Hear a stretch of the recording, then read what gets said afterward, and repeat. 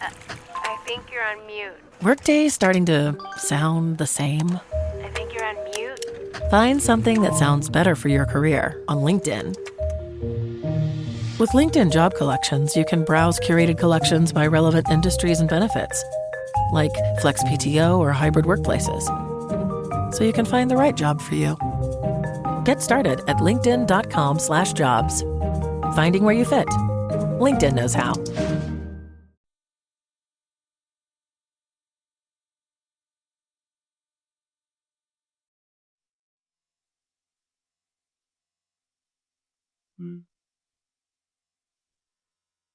Hey, and welcome back to Realistic Sustainability. I'm Mike, and I have a new term for you. Well, maybe a new term for you, but it was for me. I was just running across some information and found something called green hushing. You've probably heard of greenwashing, which is pretty common. That is when companies overhype their eco-friendliness for good PR. Well, green hushing is kind of the opposite. It's where companies intentionally keep their sustainability efforts under wraps. That's right. They don't tell anybody. The company is doing the right thing and they're keeping it a secret. Sounds weird, right? So why would a business choose to not talk about being green? Well, let's dig into it a little bit. Green hushing isn't a PR choice. It's a strategy of silence. Companies that are actively working to reduce their emissions, improve their supply chains, or shifting towards circular practices are now choosing to say less about it in public. They don't put them in their reports. They leave them out of social media discussions or even their marketing. That used to be what people would say is marketing gold, but right now it's not. The term first surfaced in 2017, and I'm a little embarrassed that I didn't know it then. But in 24, it took off like wildfire. A report from the South Pole, a climate consultancy, found that nearly 25% of companies with strong sustainability plans choose not to publicize their science-based climate targets. That's 1 in 4 companies just simply staying silent, not telling people that they're doing good things, that they're reducing their costs, they're reducing their carbon footprint. In short, they're afraid. Yeah, they're afraid of backlash from both the political right and climate conscious left. If they say too much, they are risking being labeled either a hypocrite or an activist. So, what's changed? In the US, ESG, or environmental social governance efforts, have become culturally and political lightning rods. Some states are pulling pensions out of those funds that include ESG factors.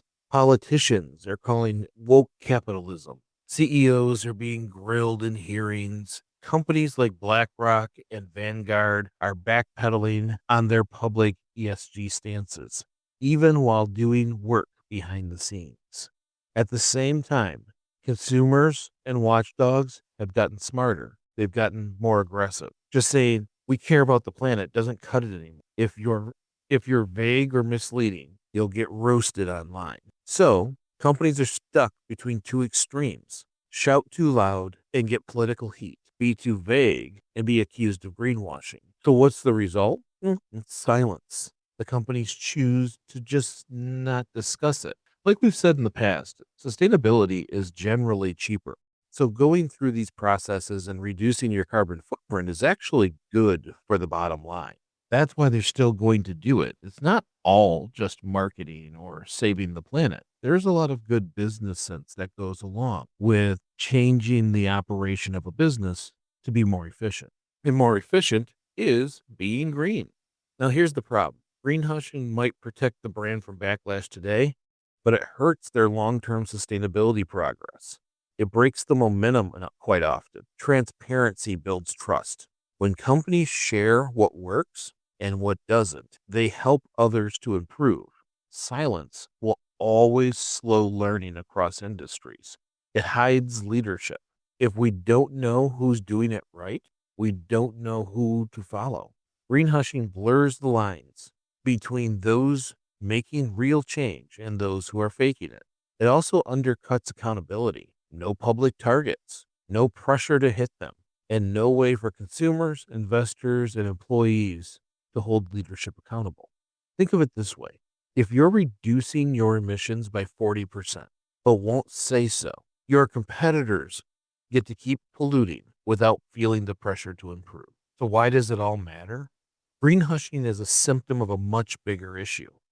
Somehow, some way, and we've talked about this in the past, we've politicized sustainability, which anybody who's in sustainability is either A, disgusted, or B, finds it hilarious.